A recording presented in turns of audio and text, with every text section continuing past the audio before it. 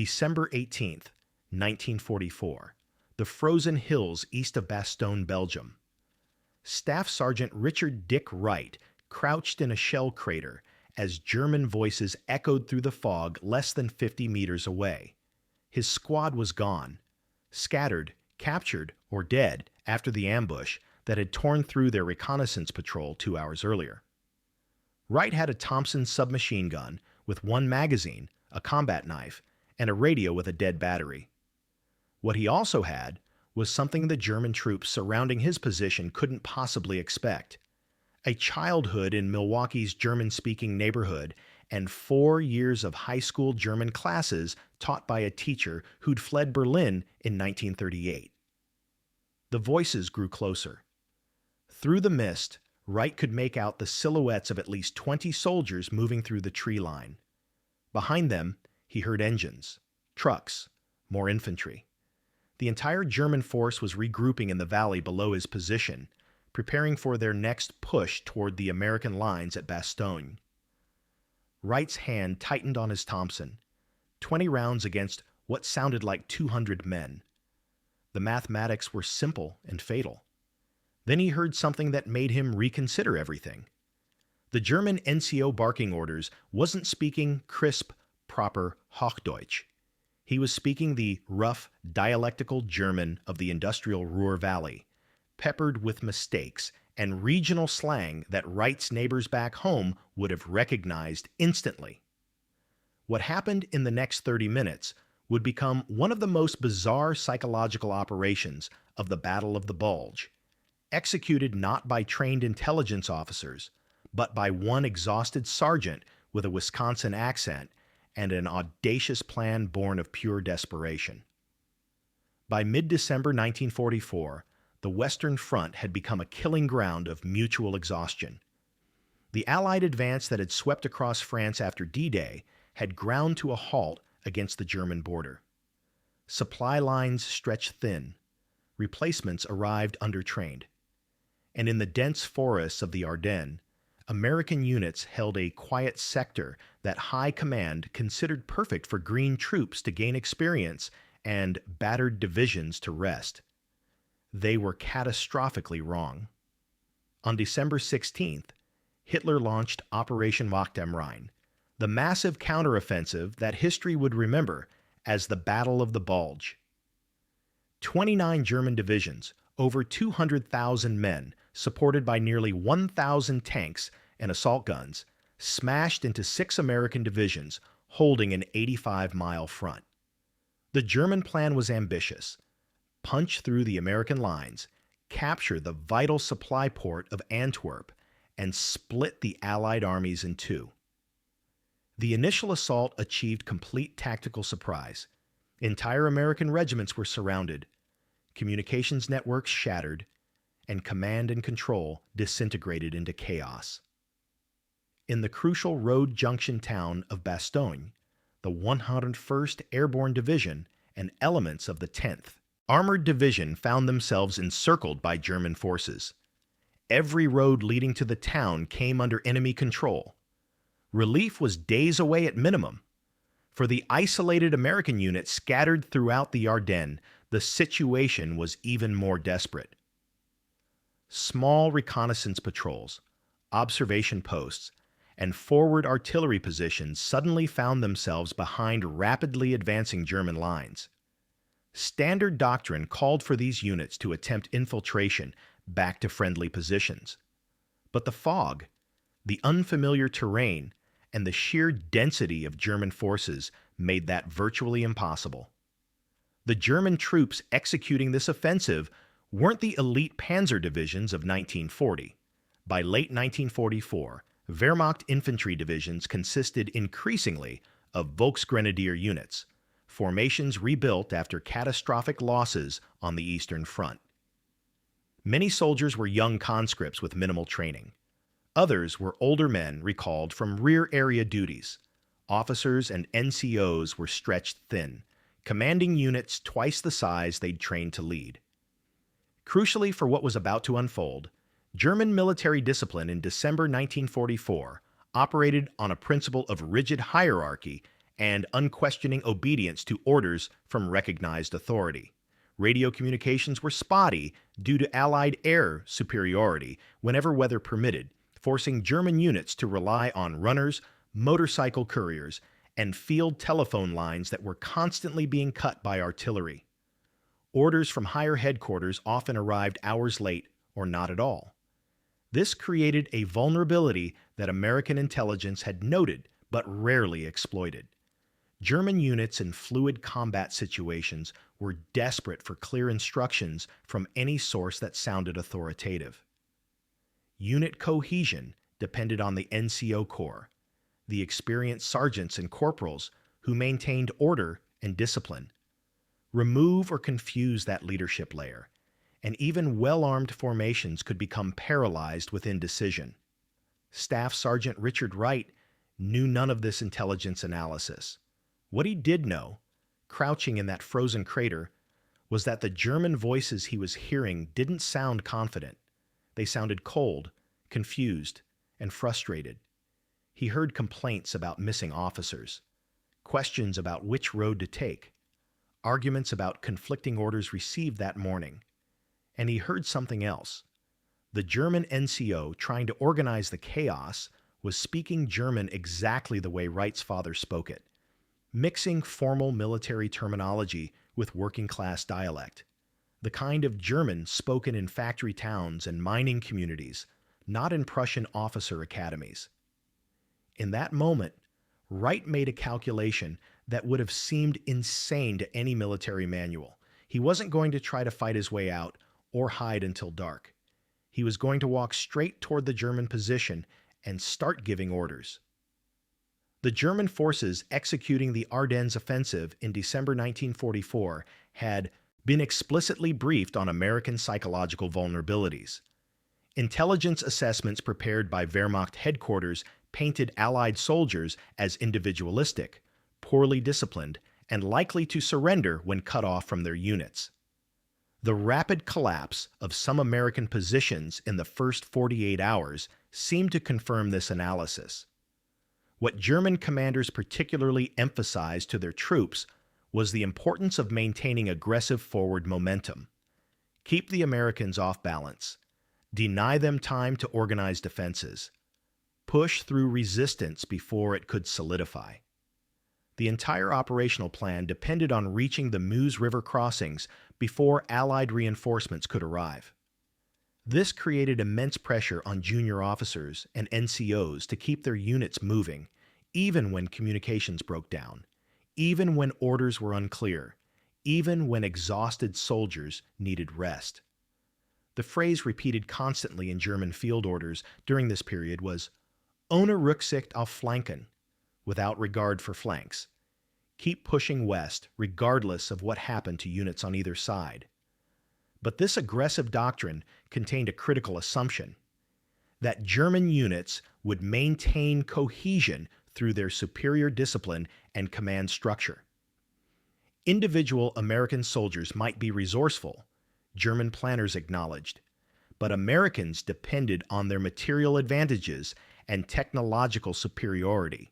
Strip those away by achieving surprise and momentum, and American resistance would crumble. What they couldn't anticipate was the sheer improvisational audacity of individual American soldiers when conventional options disappeared.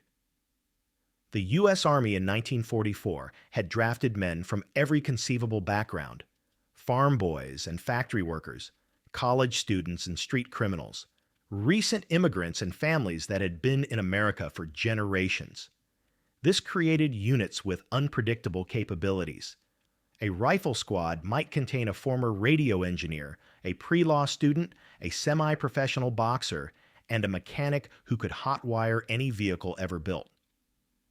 Staff Sergeant Wright represented another unexpected dimension: first and second generation Americans who had grown up bilingual, speaking the languages of their parents' homelands fluently enough to understand not just words but cultural context, regional dialects, and social hierarchies. The German NCO, organizing the troops in that foggy valley, had no reason to question a German-speaking voice shouting orders from the tree line. In the chaos of the Bulge, units were constantly getting mixed up. Platoons from different companies finding themselves operating together. Strangers taking orders from whoever seemed to know what was happening. The fundamental assumption that anyone speaking authoritative German must be part of the German military machine was so deeply embedded that it created a blind spot. What the Germans also couldn't know was that Wright had nothing to lose. His position was indefensible. Nightfall was hours away. The temperature was dropping toward freezing. If he did nothing, he would either be captured or killed when the Germans swept through his location. But if he could sow enough confusion, create enough doubt, maybe he could survive long enough for the situation to change. Or maybe, just maybe, he could turn 200 German soldiers into his prisoners. Before we continue, I'd love to know where you're watching from and what you know about the Battle of the Bulge. Drop a comment below and let me know if you'd heard about psychological operations and language deception in World War II before. And if you're enjoying these deep dives into the lesser-known stories of individual soldiers, hit that subscribe button. These stories take serious research to get the details right, and knowing you're out there makes it all worthwhile. Wright made his decision in the space of 3 heartbeats. He pulled out his empty canteen, his map case, and arranged them on the ground beside his Thompson. If this went wrong, he wanted whoever found his body to know he'd been an American soldier on patrol, not a spy. Then he stood up, brushed the snow off his uniform, and started walking down the slope toward the German position, shouting in German loud enough to be heard over the wind. Wo ist der verdammte Kompanieführer? Welche Idioten haben euch hierher geschickt? Where's the damn company commander? What idiot sent you here? The effect was instantaneous. German soldiers spun toward his voice, weapons half raised, confusion written across their faces. Wright kept walking, kept his tone aggressive and annoyed, the voice of an NCO who had been dealing with incompetence all day and was done with everyone's nonsense. Ihr solltet 3 Kilometer südlich sein. Wer hat euch befohlen, hier anzuhalten? You're supposed to be 3 kilometers south. Who ordered you to stop here? A German corporal stepped forward, lowering his rifle. Feldwebel, wir haben widersprüchliche Befehle. Sergeant, we've received conflicting orders.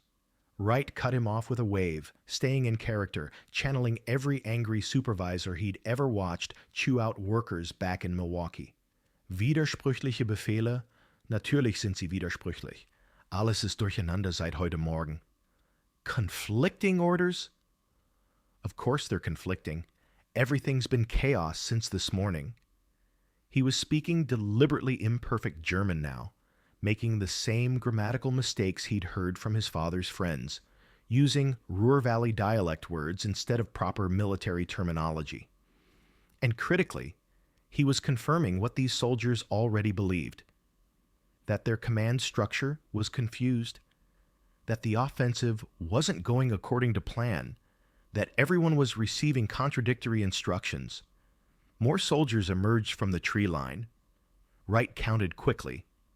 At least 40 in this immediate group, with more visible further down the valley. He needed to commit now, before someone with actual authority arrived or someone looked closely enough at his uniform to realize it was American. Hört zu, neue Befehle vom Bataillon, Wright shouted, pulling out his map and pretending to reference it. Diese ganze Einheit muss nach Nordosten verlegen. Die Amerikaner haben Verstärkung gebracht. Wir müssen unsere Positionen konsolidieren. Listen up. New orders from battalion. This entire unit needs to relocate northeast. The Americans have brought up reinforcements. We need to consolidate our positions. A sergeant pushed forward through the crowd, older than the others, suspicious eyes narrowing. Ich kenne Sie nicht. Aus welcher Einheit kommen Sie? I don't know you. What unit are you from? This was the moment. Wright had seconds to establish dominance, or the entire deception would collapse. He turned on the sergeant with genuine anger, born of fear channeled into aggression. Einheit? Welche Einheit? Ich bin seit 6 Uhr heute Morgen durch 4 verschiedene Kompanien gelaufen und versuche, dieses Durcheinander zu organisieren. Wenn Sie Fragen zu meiner Autorität haben, können Sie das gerne mit Major Schneider besprechen, wenn wir zur Sammelstelle kommen. Unit? What unit? I've been running through 4 different companies since 6 o'clock this morning, trying to organize this mess. If you have questions about my authority, you're welcome to discuss it with Major Schneider when we reach the rally point. Wright had no idea if there was a Major Schneider. He was gambling that in a force of 200,000 men, the name was common enough to be plausible, and that none of these soldiers would risk contradicting what sounded like a direct order from higher command. The suspicious sergeant hesitated, wavered, then gave a curt nod. Wright pressed his advantage. Die Sammelstelle ist 2 Kilometer nordöstlich von hier, hinter dem großen Bauernhof. Die Kompanie muss als geschlossene Einheit dorthin marschieren. Waffen sichern, Marschordnung bilden. Bewegung! The rally point is 2 kilometers northeast, behind the large farmhouse. The company needs to march there as a formed unit. Weapons safe, march formation. Move out! What happened next would strain credibility if it hadn't been documented in Wright's after-action report and confirmed by the prisoners themselves during interrogation. The German soldiers began organizing themselves into march formation. NCOs started shouting at troops to fall in. Rifle bolts clicked as soldiers safed their weapons according to march protocol. Wright's mind raced. He'd bought himself time, maybe even a chance to slip away once the column started moving. But then he saw the trucks further down the valley, at least 8 of them, and a thought struck him with stunning clarity. If he could get them marching northeast toward American lines instead of west toward a Bastogne, and if he could maintain the deception long enough, he wouldn't be escaping from 200 German soldiers. He'd be capturing them. He started walking, positioning himself at the head of the forming column, shouting orders about march discipline and staying in formation. His Thompson was slung over his shoulder in a casual position that would look natural to someone who expected no threat but could be brought to bear in under 2 seconds if the deception collapsed. The column started moving, boots crunching in snow, weapons slung. German soldiers following what they believed were orders from their own command structure, marching steadily northeast toward American positions that Wright hoped were still there, still organized enough to understand what he was delivering to them. He had no radio, no way to signal ahead, no way to prevent American forces from opening fire on what looked like a German infantry company advancing toward their lines. He would have to trust that someone on the other end would be smart enough to see what was really happening before they killed him and scattered the prisoners he was herding toward them. 200 meters, 500, a kilometer.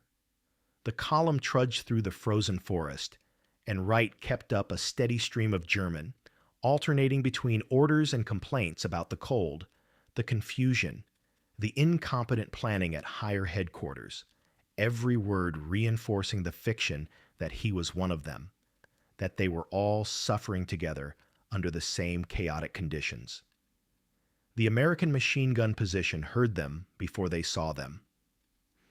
The distinctive sound of a Wehrmacht march column, called cadences in German, equipment rattling in the rhythm of synchronized movement, diesel engines rumbling as trucks followed the infantry. The gunner's finger tightened on the trigger of the .30 caliber Browning. Behind him, a corporal reached for the field telephone to alert the command post. They had maybe 30 seconds before the German force came into visual range around the bend in the forest road. Then they heard something that made no tactical sense whatsoever. A voice shouting in German, but shouting orders to halt, form a surrender formation, ground weapons in an organized pile. Halt! Waffen ablegen! Gefangene formieren! The American gun crew froze, trying to process what they were hearing. German soldiers following orders to surrender themselves, but the orders coming from what sounded like a German NCO. Staff Sergeant Wright saw the American position a split second before the Americans saw him. He made a decision that required every ounce of nerve he had remaining. He stepped to the side of the column, raised his hands clearly above his head, and shouted in English with his Wisconsin accent fully restored, "Hold your fire. American soldier coming in with prisoners. I repeat, hold your fire. 200 German POWs surrendering." Then, before the stunned German soldiers behind him could react, he turned back and resumed shouting in German, his voice now mixing both languages. "Hände hoch, amerikanische Stellungen. Ihr seid Kriegsgefangene. Hands up, you're prisoners of war." The German column's forward momentum carried them around the bend. They saw the American positions. They saw their weapons already grounded in piles per the orders they'd been following. They saw their NCOs looking as confused as they were. And they saw Staff Sergeant Wright standing between them and the American machine guns with his hands raised, shouting orders in two languages simultaneously. The realization rippled through the German formation like a physical wave. They'd been deceived, tricked, led directly into enemy hands by what they'd believed was one of their own sergeants. But they were already in surrendering posture, already disarmed according to the protocols they'd followed for the past 2 kilometers. A few Germans in the rear of the column turned to run. American soldiers emerged from covered positions, weapons aimed, surrounding the entire formation. The German sergeant who'd questioned Wright earlier stood motionless, his face a mask of disbelief and something that might have been reluctant professional respect. The senior American officer on scene, a first lieutenant from the 101st Airborne's reconnaissance element, walked forward slowly, his carbine lowered but ready. "Sergeant, what the hell am I looking at?" Wright kept his hands raised until he was certain every German soldier was covered by American weapons. "Sir, Staff Sergeant Richard Wright, 3rd Army Reconnaissance, lost contact with my patrol during the initial German breakthrough. Found this German unit reorganizing east of here. Convinced them I was delivering new orders. Marched them straight to your position." The lieutenant stared at him. "You convinced 200 German soldiers to follow you into our lines." 214, sir, once we get the truck drivers counted, plus 8 vehicles that'll need fuel but are mechanically sound. The lieutenant looked at the German column, at the grounded weapons, at Wright's muddy, blood-stained uniform, and started laughing. Not mockery, but the kind of laughter that comes when stress breaks against something so absurd it transcends normal military experience. "Sergeant Wright, I don't know whether to recommend you for a medal or a psychiatric evaluation." Wright lowered his hands, unslung his Thompson, and safed the weapon properly for the first time in 3 hours. "Court-martial's also on the table, sir. I don't think impersonating enemy personnel is technically authorized by the Articles of War."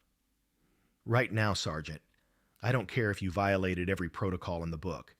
You just delivered more prisoners in 1 afternoon than my entire battalion's captured in 3 months."